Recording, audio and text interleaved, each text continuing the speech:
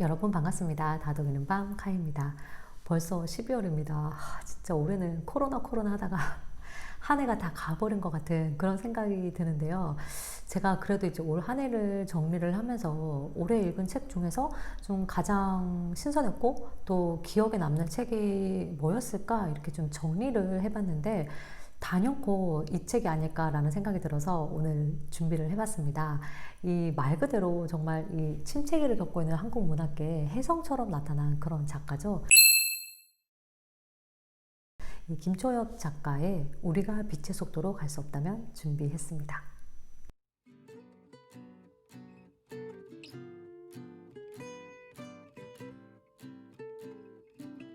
사실 이 책은 작년 여름에 이제 나왔는데 그 이후로 뭐 현재는 베스트셀러라고 해도 과언이 아닐 정도로 꾸준히 사랑을 받고 있는데 저는 조금 늦게 읽은 편이긴 해요. 아무래도 독일에 있으니까 좀 신간을 빨리 숙파하는 게 좀 힘들기도 하고 그 SF라는 장르 자체를 제가 막 그렇게 좋아하는 편은 아니어서 사실 막 선뜻 보게 되지가 않더라고요. 그러다가 이렇게 이 책이 꾸준하게 인기를 얻는 데에는 이유가 있지 않을까? 사실 이런 생각에서 보기 시작했는데 보자마자 진짜 김초엽 작가 팬이 됐습니다. 존경합니다. 정말 이 책을 읽으면서 너무나 신선했고 오랜만에 그 한국 문학을 읽으면서 어떤 읽기의 즐거움이랄까요? 그런 쾌감을 맛봤어요. 진짜 오랜만에 느끼는 그런 기분이었습니다. 예전에 김애란 작가를 처음 알게 됐을 때 느끼는 기분이랑 좀 비슷했달까요? 제 개인적으로는요. 이 책을 이제 간단히 소개하기 전에 그 김초엽 작가에 대해서 말씀을 드리면 신인 작가인데 원래 이분은 글을 쓰시는 분이 아니라 과학자였어요. 이 포항공대에서 화학을 전공한 바이오 센서를 연구하는 그런 연구자였어요. 전혀 이 글이랑은 매치가 안 되죠. 그런데 이분이 이제 이 책으로 완전히 뭐 작가로서 인정을 받게 되는 것은 물론이고 이 작품성과 대중성을 동시에 진짜 거머쥔 신예로 등장을 했는데 현재는 그 과학자의 길을 접고 이제 아예 작가로 전향을 해서 집필에 전념하고 계신다고 들었어요. 선생님 역시도 이 작가의 어떤 직업의 세계가 고스란히 반영이 되어 있습니다. 그래서 이제 SF 소설이라는 어떤 장르 소설로 분류가 되어 있는데요.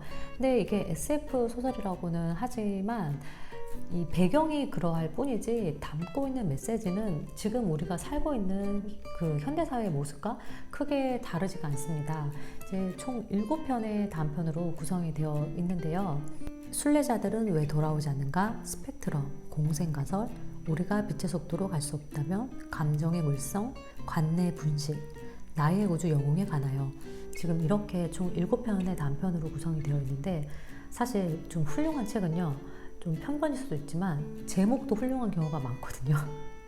근데 이 단편들만 봐도 이 단편들의 제목들만 봐도 이 책이 좀 재밌을 것 같은 흥미를 충분히 끌어내고 있어요. 이 제목들도 참 잘 지었다는 생각이 드는데 이 제일 첫 번째에 나오는 왜 순례자들은 돌아오지 않는가 같은 경우에는 어떤 유토피아를 첫 배경으로 하고 있어요. 이곳에 살고 있는 사람들은 다 뛰어난 유전자를 갖고 있는 그런 사람들입니다. 그렇기 때문에 만인이 평등한 말 그대로 유토피아예요. 그런데 여기 살고 있는 사람들은 성인이 되면은 일종의 성년식이라고 해서 시초지로 순례길을 떠납니다. 여기서 말하는 시초지가 현재 우리가 살고 있는 지구를 의미해요. 흥미로운 점은 이 시초지의 순례길을 갔다가 다시 돌아오는 사람이 있는가 하면 그렇지 않은 사람도 있어요. 이 주인공은 여기에 의문점을 가지고 이 순례길을 떠나게 됩니다. 이 지구에 가보니까 자신이 살고 있었던 어떤 유토피아와 전혀 다른 곳이었던 거예요.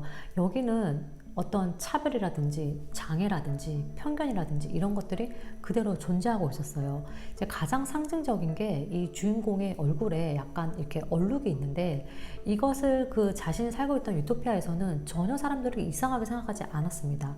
그런데 이 지구에서 만나는 대부분의 사람들이 이 사람의 얼룩을 이상하게 생각하는 거예요.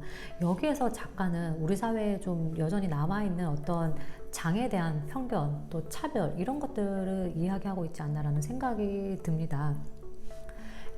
심지어 이 지구라는 공간 자체에서도 우월한 유전자가 사는 지역과 조금 열등한 유전자들이 사는 지역 자체가 아예 구분이 되어 있습니다. 이렇게만 보면은 당연히 순례길만 보고 다시 그 유토피아로 돌아가는 게 맞는데 돌아가지 않는 사람들이 있다는 거죠. 그 이유는 단 한 사람 때문이었습니다. 이 단 한 사람 때문에 어떤 차별이나 역경에도 불구하고 이 지구에 남는 것을 선택하는 사람들이 있다는 것이었어요. 여기에 대해서 이 작가는 이런 말을 합니다. 상대방이 어떤 모습이건 사랑할 수밖에 없는 무언가를 찾아내겠지. 우리는 그곳에서 괴로울 거야. 하지만 그보다 많이 행복할 거야. 이 사랑하는 한 사람 때문에 다시 그 유토피아로 떠날 수가 없는 거예요.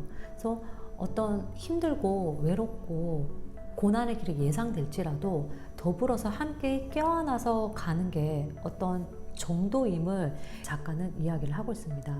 표제작인 우리가 빛의 속도로 갈 수 없다면은 우주여행이 자유로워지는 시대를 배경으로 하고 있습니다. 과학자 할머니가 등장을 하는데 이 할머니의 가족들은 지구가 아닌 다른 새로운 개척지로 각광받았던 한 행성에 살고 있습니다. 근데 거의 100년에 가까운 시간이 지났는데 이 할머니는 가족들과 만나지 못하고 떨어져 살고 있어요. 그 사연인 즉슨 이 새로운 개척지로 각광을 받았던 이곳에 이제 가족들 역시도 부푼 꿈을 안고 떠났는데 이후에 새로운 행성들이 계속해서 이제 발견이 되고 가는 길들이 만들어지면서 기존의 이 개척지는 어떤 투자 가치를 상실하게 된 거죠. 그래서 그곳으로 향하는 우주선조차 없어지게 된 것입니다. 물론 갈 수 있는 마지막 기회가 있었어요. 이제 이 개척지로 가는 마지막 비행선을 운행을 한다는 고시가 있었는데 하필이면 그때 이 할머니는 중요한 논문을 발표해야 했습니다. 그래서 이 논문을 빨리 발표를 하고 우주선에 탑승하려고 했지만 결국에는 그렇지 못하게 되었고 아주 긴 세월이 지나가 버린 거예요. 사실 많은 시간이 지났기 때문에 이 할머니가 그곳으로 간다고 해도 가족들이 살아있을 것이라는 보장은 없습니다. 하지만 할머니는 그럼에도 불구하고 가야 했습니다. 거기에 가족들이 있고 자신이 죽어서라도 가족들과 같은 곳에 묻히기를 바랬기 때문인데요. 우리가 그럼에도 불구하고 가족은 만날 수밖에 없잖아요. 진짜 뭐 어떤 이유고 뭐가 필요하지 않죠. 어쨌든 간에 가족과 함께 만난다는 것이 이 할머니한테는 굉장히 중요했기 때문에 어떻게 해서든지 이제 가족들을 만나기 위해서 그 개척지로 가려고 하는 할머니의 고군분투를 담고 있고요. 여러 가지 그 단편들 중에서 저는 사실 그 관내분실이라는 작품이 가장 인상적이었습니다. 이 미래사회에서는 사람이 죽으면 어떤 무덤에 묻히거나 화장을 하는 게 아니라 도서관에 보관이 된다는 그런 설정이에요. 그러니까 이 한 인간의 생애가 다 데이터베이스화가 되어서 기록이 되어 있고 내가 고인이 만나고 싶으면 그 도서관에 찾아가서 어떤 VR과 비슷한 형태의 사람으로 변한 나의 고인을 만날 수 있는 거예요. 그러니까 심지어 대화도 할 수 있는 거죠. 근데 이게 되게 허무맹랑한 이야기가 아닌 게 예전에 그 MBC에서도 그런 다큐멘터리가 제작이 되었었잖아요. 그 죽은 아이를 VR로 재현해서 이제 엄마와 만나는 그런 장면이 있었는데 이게 그렇게 먼 미래의 이야기는 아닐 것 같다라는 생각이 들어서 굉장히 많은 질문을 던지는 그런 작품이었습니다. 이 주인공은 이제 여자인데 임신을 하게 되면서 살아생전에 소원했던 어떤 엄마가 그리워지고 또 엄마 생각이 많이 나게 됩니다. 그래서 이제 엄마를 만나기 위해서 도서관에 갔는데 이 엄마의 기록이 사라진 거예요. 그러니까 아예 폐기된 게 아니라 실종이 되어서 찾을 수가 없는 겁니다. 그래서 이 엄마의 기록을 찾는 이야기를 담고 있는데요. 사실 이 대목을 가지고 이제 남편한테도 물어봤어요. 만약에 이렇게 이제 고인을 데이터베이스화해서 기록으로 평생 남길 수 있다면 할 것이냐 말 것이냐죠. 근데 사실 이미 죽은 사람이긴 하잖아요. 그래서 이거를 살아있다고 볼 수도 없고 죽었다고도 볼 수 없는 그런 어떻게 보면 굉장히 애매한 기록인데 인간에게는 누구나 잊혀질 권리도 있잖아요. 그래서 만약에 나라면 내가 죽는다면은 이렇게 기록으로 보관되지 않고 그냥 소멸되고 싶을 것 같거든요. 하지만 만약에 나의 가족을 이렇게 기록할 수 있고 내가 만약에 만나고 싶을 때 직접 만나서 VR이라 할지라도 함께 이야기를 나눌 수 있다면 하고 싶을 것 같은 거예요. 이렇게라도 만들어서 어떤 그 연을 이어나가고 싶지 않을까라는 생각이 듭니다. 여러분의 생각은 어떠신가요? 이렇듯이 이 작품은 굉장히 흥미로운 소재를 가지고 와서 우리에게 끊임없이 질문을 합니다. 여기에 이 작품의 특징이 있다고 생각해요. 대놓고 뭐 우리는 사랑해야 해, 우리는 인류애를 지켜나가야 해라고 절대 이야기를 하지 않아요. 이 SF라는 장르는 그냥 포장지일 뿐입니다. 그냥 이 SF라는 어떤 흥미로운 배경을 설정으로 해서 이야기를 흥미진진하게 이끌어가는데, 이 책을 덮고 나면요, 여러 가지 생각을 하게 돼요. 이런 책이 바로 좋은 책이죠. 이야기를 읽고 있는 그 진행은 굉장히 빠르고 흥미진진한데, 덮고 나면은 다양한 생각할 거리를 왕왕 던져주는 그런 책이 바로 이 김초엽 작가의 그 단편집이라고 할 수 있겠는데요.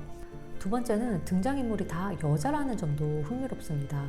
사실 여자가 소설의 주인공으로 주축이 되어서 뭐 그려지는 작품들은 굉장히 많았고, 특히 이제 90년대부터는 뭐 은희경, 공지영 이런 분들께서 이제 어떤 주체적이고 좀 강한 캐릭터, 그리고 자신만의 독자 노선을 걸어가는, 남녀 평등을 좀 주창하는, 자의식이 강한 그런 캐릭터들의 여자들이 90년대 한국 소설에 굉장히 많이 등장을 했었는데, 그러다가 이제 한강 작가 같은 경우에 뭐 그 채식주의자처럼 어떤 여성에다가 생태학을 매개로 해서 그 현대 문명을 비판하는 그런 작품들도 등장을 했고, 그러다가 약간 김혜란 작가 같은 그런 3세대에 들면서부터는 그 평범한 인생을 살아가는 어떤 20, 30대 여성들의 고민, 생각 이런 것들이 좀 주축이 되어서 소설에 많이 등장하기 시작했는데, 이 김초엽 작가의 작품도 약간 그런 계보를 이어나가고 있다는 생각은 들어요.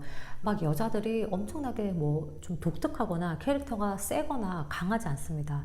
그냥 온화한 성품을 가지고 있고, 어떻게 보면 좀 평범한 그런 우리 주변에서 흔하게 범직한 그런 성격의 소유자들인데, 중요한 것은 어떤 자신의 길, 그리고 자신이 끌어안고 가야 하는 것들을 절대 놓치지 않고 나아간다는 것이 있습니다.